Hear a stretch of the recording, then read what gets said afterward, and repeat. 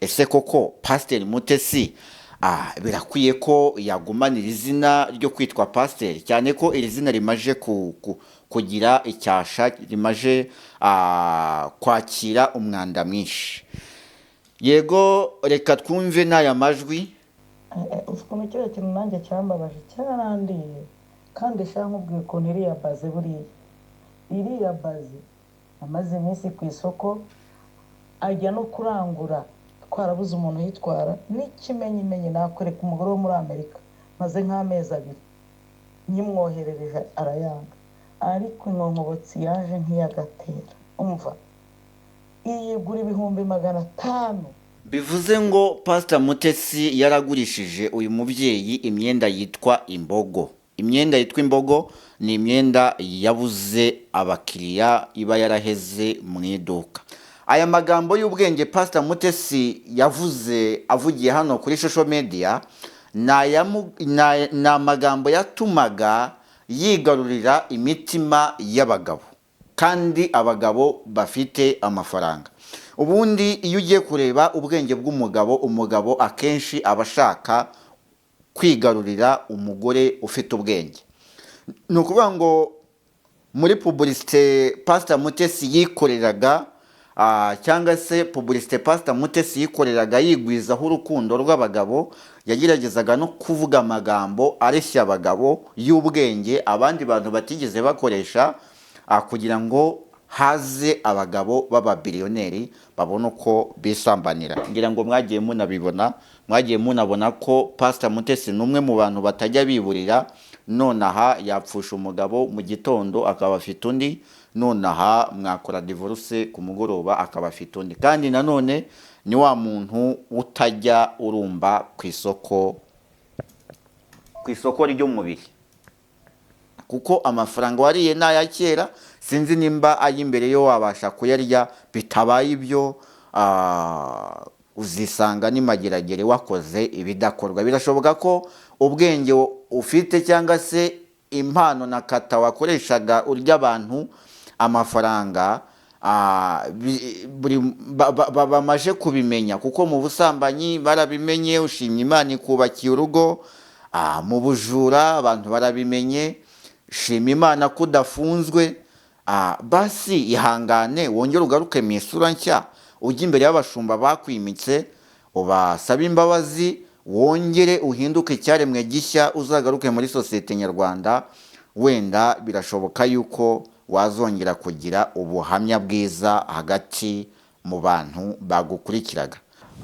Rero turi muri wa mwanya w'ibiganiro aho tubagezaho ikiganiro cyitwa Humuka. Ikiganiro Humuka rero mukigezwaho nanjye Pacifique Iradukunda ku bufatanye na Kiana TV Show, idufasha kugira ngo dusakaze amajwi n'amashusho kugira ngo mubashe kumenya amakuru y'ibintu bituma muhumuka mugacana ku maso. Uyu munsi rero ndahari kugira ngo tuganire ku bintu bimaze iminsi bivugwa kuri Pastor Mutesi. Mutesi akomeje kuvugwa ku bintu bitandukanye, yaba ibimuvugwaho hagati ye na Gaby na Pastor Fanny, ndetse n'ibintu biri kumuvugwaho hagati ye n'umukristo we, cyangwa se hagati n'umuntu bivugwa ko yaba yaribye. Ese kuko ibintu nk'ibi birakwiye kuza hano ku mbuga nkoranyambaga? Pasiteri Mutesi amaze igihe kitari gitoya agaragaza imyitwarire itari myiza hagati muri sosiyete nyarwanda, ndetse anavugwaho amakuru atari meza hagati mu nshuti ze, hagati mu bo basenganye, ndetse no hagati mu rushako rwe. Ngira ngo ugiye kugaruka kuri background ya Pastor Mutesi usanga ari umwe mu bantu bagaragaje yuko babereye gushaka ingo zirenze rumwe. Kandi nanone iyo urebye ibyagiye bivuga kuri Pastor Mutesi ubona ko ari umugore cyangwa se ari umubyeyi waberewe n'urubwa. Iyo mvuga umuntu waberewe n'urubwa, ni wa muntu ushobora kuba wasebywa rimwe ku mbuga nkoranyambaga ku karubanda, ejo ukamubona nta kintu bimubwiye, cyangwa se n'ejo agakora irindi kosa risa n'iryo yakoze umunsi washize. bityo agahora agaraguzwa hagati n'ibimuvugwaho n'ibikorwa yagiye akora bitari byiza muri sosiyete. Aha rero ndagaruka ku bintu byavuzwe kuri Pastor Mutesi. Ngira ngo benshi murabizi neza ko ubundi saga za Pastor Mutesi zatangiriye ku rugendo rwa Claude, rwa Pastor Claude ndetse na Pastor Mutesi.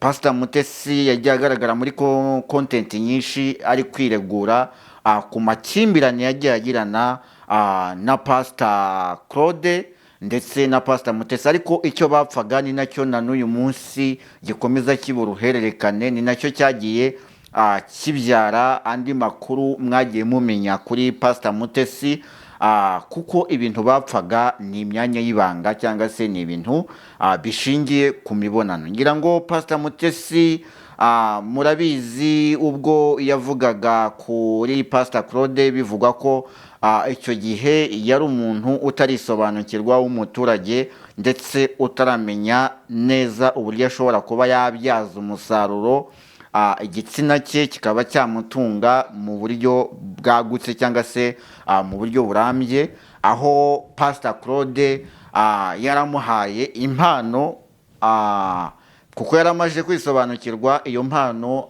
arayihakana arayanga biturutse ku mpamvu z'uko yaramaje kumenya yuko agomba kujya yakira abantu b'abamiliyoneri cyangwa se ababiliyoneri, abagabo b'ababiliyoneri.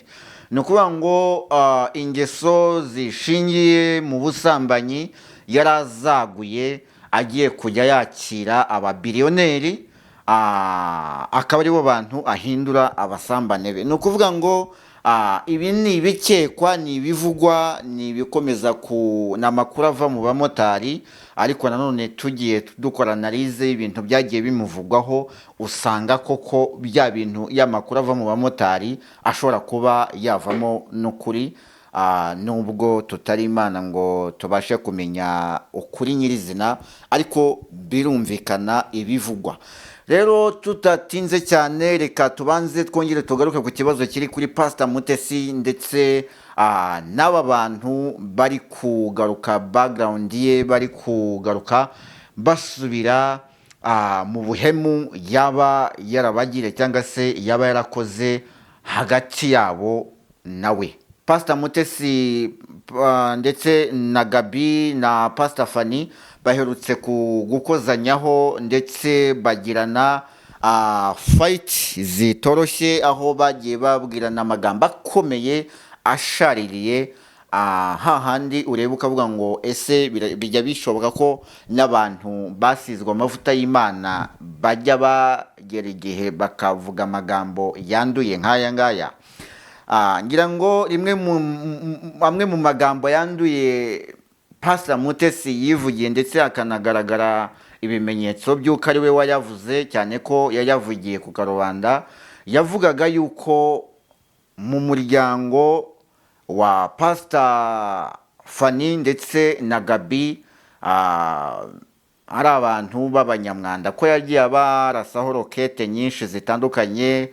Ubwo yavugaga iby'ingurube, ikindi gihe akavuga yuko banuka amazirantoki. Ibi ntabwo dushaka kubitindaho cyane, ahubwo ndashaka kuza kuri aya majwi, ese tumenye ngo kavuga ngo yatekewe imitwe, ese tumenye ngo ese aya majwi koko yatekewe imitwe, have bitaza kumera nka wa munsi yireguraga ubwo hazaga amajwi y'ubusambanyi bwe yagiye hanze, akajya avuga yuko ataraye, nyuma hakagenda hagaragara ibindi bimenyetso byerekana simusiga ko koko ari Pastor Mutesi, ndetse ni wa muntu udashobora kumenya ko hari ikosa yakoze ngo agaruka bisabira imbabazi, kuko n'ubundi abagikora amakosa n'ubundi nk'ayo yakoze. Reka noneho nze hano kuri Pastor Mutesi. Umuntu wumvishije Pastor Mutesi bwa mbere nabanze yumva aka kantu kugira ngo tubashe kuba twakina n'aya majwi y'uyu muntu yahemukiye. Ni ukuvuga ngo dosiye ya Pastor Mutesi yose tugiye kuyikubira muri iki kiganiro, ndetse dushyireho n'umucyo ku bintu biri kuvugwa kuri Pastor Mutesi. Mureke mwumve gatoya. bivuze Claude yaranterese arambwira ngo tujye gusambanira igitarama muri hoteli Gitarama, arambwira ngo hari ikanzu yanguriye ngo y'iry'itanu ngo n'urukweto ngo n'isakoshi. Reka rero ibiganiro bya kera nyirenza hare ikindi kintu gikomeye Claude nziza, ariko ibyo ni ukuvuga ngo Pastor Mutesi akiri inzahare atarasobanukirwa uburyo ashobora kuba yacuruza umubiri we akawucuruza ku babiliyoneri ndetse n'abagabo bafashe ifaranga nyafaranga, yanze impano Pastor Claude yaramuhaye y'ibihumbi 150. ubwo muri make yashatse kuvuga ko atasambanira ibihumbi 150 habonetse ababiliyoneri. Reka twe kwirwa twinjira mu bintu byinshi, ariko se wakibaza ngo ubundi uretse no kwandavura, ubundi umuntu w'umugabo ujya kwemera gutanga amafaranga ibihumbi 150 ku gitsina cy'umuntu kandi nawe afite umugore, icyo gitsina abagiye kukivomamo iki? Cyangwa se iyo myanya y'ibanga abagiye kuyivomamo iki? Ubundi ibintu muba mugomba kubyibazaho, nimba nta sekibi cyangwa se nta myuka mibi ibi byihishe inyuma, ntago ubundi umugabo yakagiye gusambana ngo afate umushahara wa mwarimu ngo awusige mu nzu y'amaraya, cyangwa se awusige mu bikorwa by'urukozasoni nk'ibi ngibi. Ahangaha muba muri gutesha agaciro amafaranga, muba muri gutesha agaciro abantu bakora bakoresheje imbaraga zabo kugira ngo babeho, cyane cyane ab'igitsina gore. Mwa bagabo mwe mujye mwirinda gufata amafaranga nk'ayo ngayo ngo muyateshe agaciro muyohereze muri bano bantu bataye umuco. Reka tutagiye kure, reka twongere tugaruke twinjire noneho muri aya majwi bivugwa ko ari ayabaye hagati ya Pastor Mutesi ndetse n'umukiriya we kuri diro bari bafitanye. Ariko nanone twongere tugaruke ku yandi majwi y'uyu mugore nyirizina, cyangwa se ya Pastor Mutesi nyirizina. Mbese turaza kuzana amajwi ya Pastor Mutesi nyirizina ndetse tuzane n'amajwi y'uyu mugore nyirizina, byose twabizaniye mu kiganiro. Ushobora kuba iyi nkuru wayumvaga igice ukumva uruhande, ukumva amajwi runaka cyangwa aya runaka ntuyumve. Aya majwi yose tugiye kuyashyira hamwe kugira ngo ubashe kuba wasobanukirwa ese iki kibazo ubundi gihagaze gute. Nibyo twinjiyemo.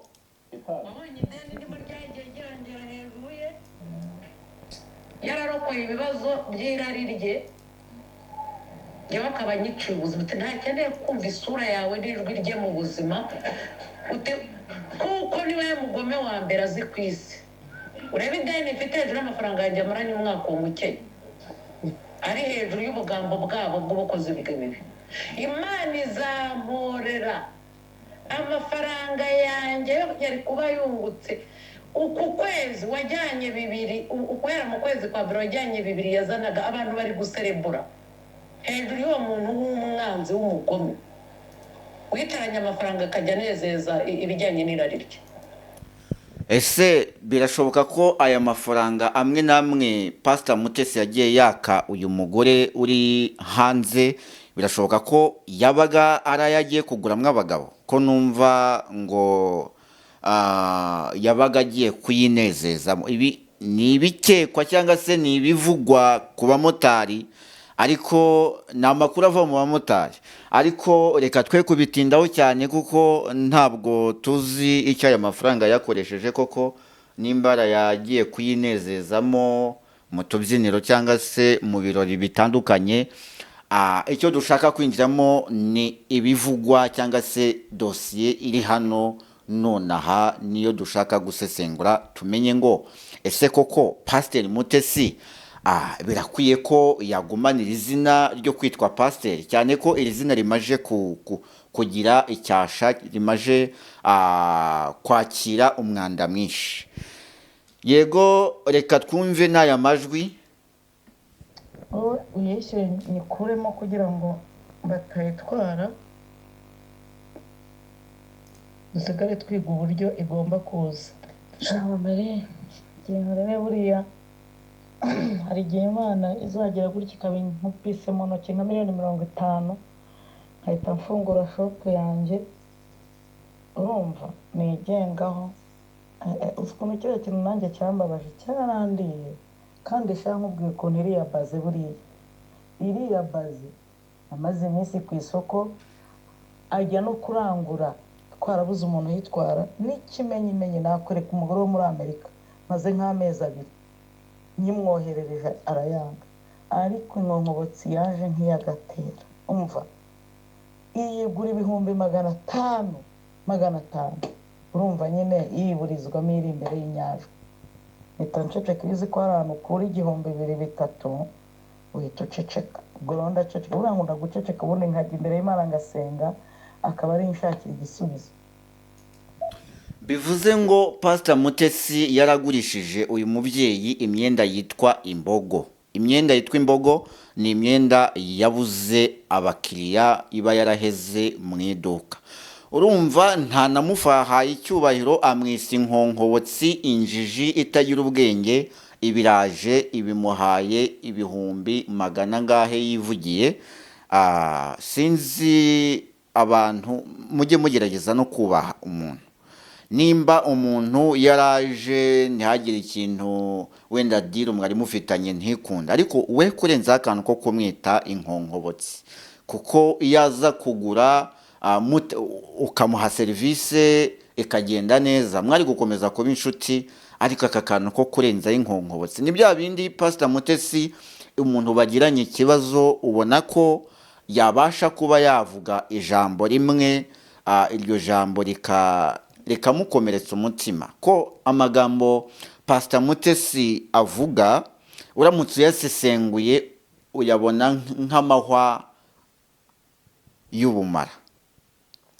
Uyabona nk'amahwa y'ubumara, cyangwa se sinzi ikinyarwanda twabiha, ariko ibyo ngibyo ni muri bimwe kuri Pastor Mutesi abantu benshi bamuziho. N'ibituma saga ze zitinda ku mihanda ni bimwe mu byo aba yavuze bikomeretsa abantu. Nk'uko avuga amagambo y'ubwenge, ni nako abasha no kuba yavuga amagambo akomeretsa abantu. Ikindi kintu mugomba kwitondera mwa Banyarwanda mwe, tugerageje gusesengura amagambo y'ubwenge Pastor Mutesi yagiye avuga kuri social media, dusanga aya magambo y'ubwenge yavugaga yarabaga afite ikiyihishe inyuma. Aya magambo y'ubwenge Pastor Mutesi yavuze avugiye hano kuri social media ni amagambo yatumaga yigarurira imitima y'abagabo, kandi abagabo bafite amafaranga. Ubundi iyo ugiye kureba ubwenge bw'umugabo, umugabo akenshi aba ashaka kwigarurira umugore ufite ubwenge.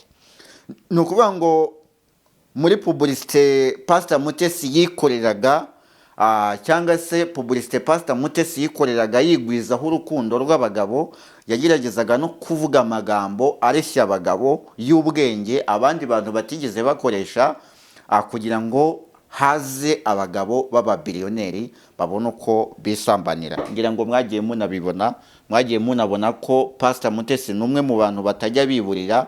Nonaha yapfusha umugabo mu gitondo akaba afite undi, nonaha mwakora divorce ku mugoroba akaba afite undi, kandi nanone ni wa muntu utajya urumba ku isoko ry'umubiri.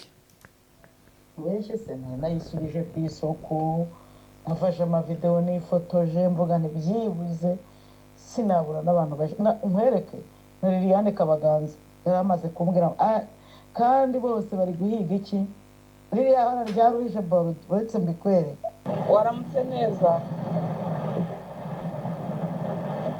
ibyo uvuga ngo ikosa wankoreye ni irihe?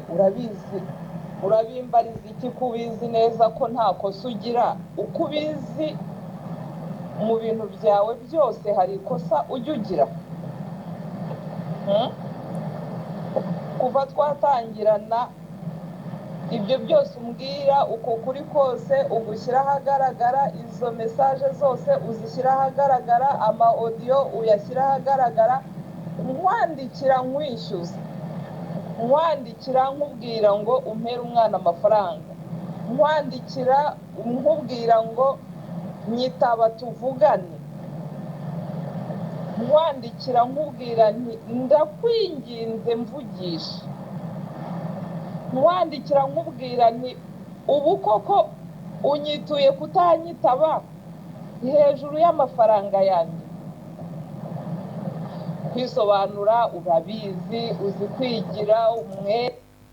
koko nk'ibyo mbabwira, n'uyu mudamu arabizi neza ko atahangana na Pastor Mutesi, bitewe n'uko Pastor Mutesi ni umwe mu bantu bafite ubwenge buri hejuru bushobora kuba bwazibangatanya ibimenyetso ku buryo niyo mwajyana mu rubanza udafite abakuburanira bafite nabo ubwenge buri hejuru, ashobora kuhava abatsinze kandi mwari mufite ibimenyetso. Muzarebe muzitegereze ko kuva mu itangira Pastor Mutesi avugwa ndetse akinabasha no kugera mu rusengero akaba yabwiriza.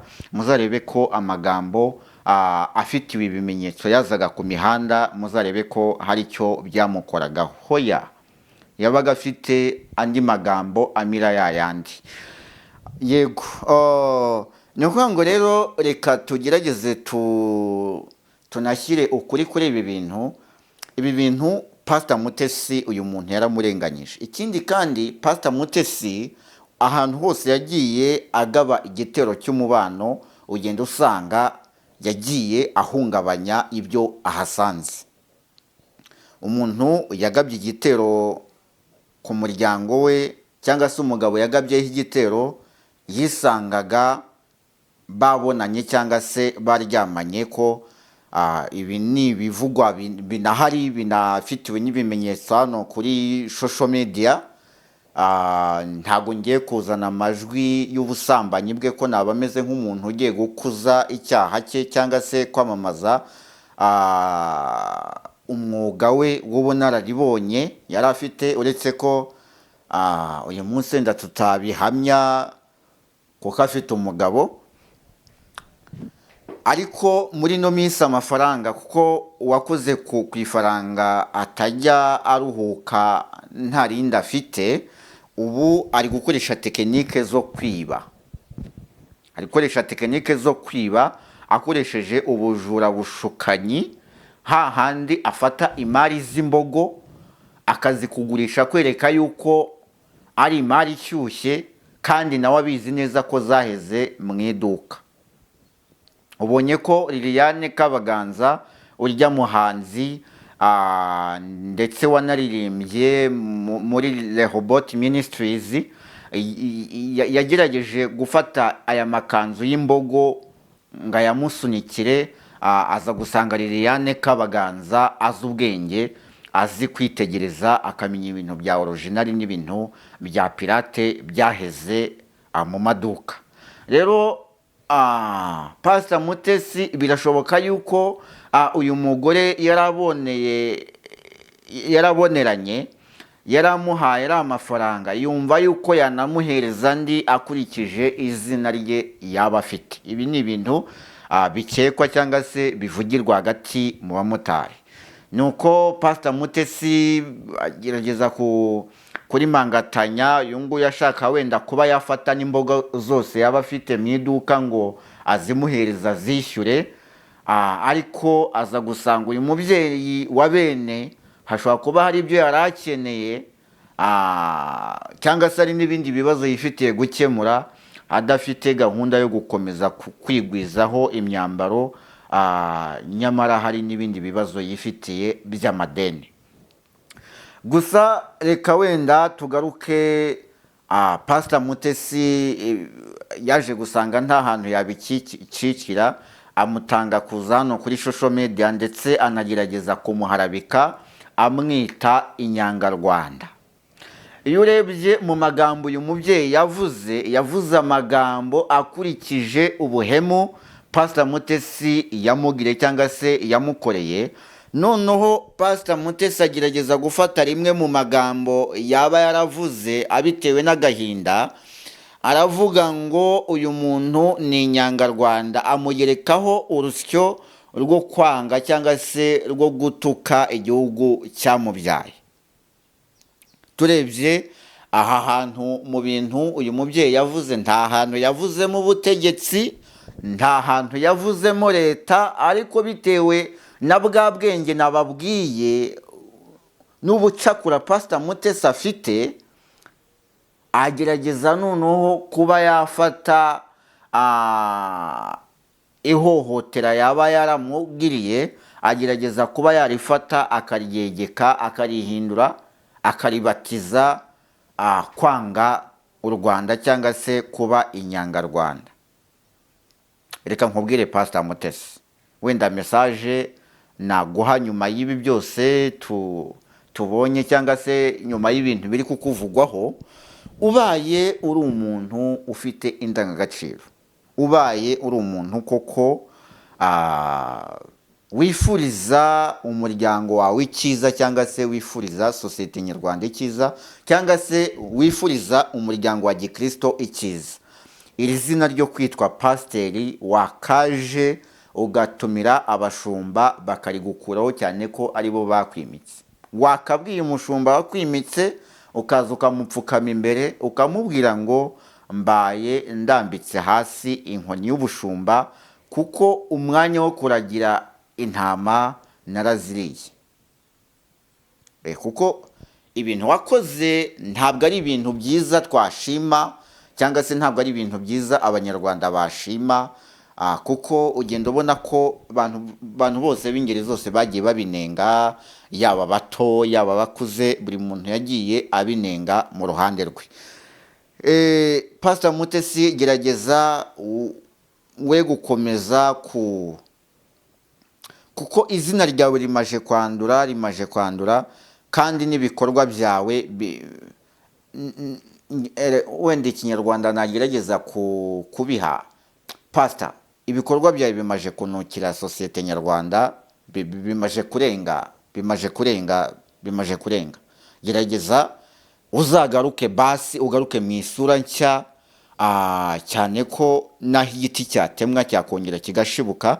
Gerageza uzagaruke mu isura nshya, isura abanyarwanda bari bakumenyereyemo, wongere ugaruke mu isura nshya, wongere wige bundi bushyashya, ugaruke nk'umuntu w'Imana, kuko amafaranga wariye n'aya kera, sinzi nimba ay'imbere yo wabasha kuyarya. Bitabaye ibyo uzisanga n'imageragere wakoze ibidakorwa. Birashoboka ko ubwenge ufite cyangwa se impano na kata wakoreshaga urya abantu amafaranga, bamaje kubimenya, kuko mu busambanyi barabimenye, ushimye Imana ikubakiye urugo.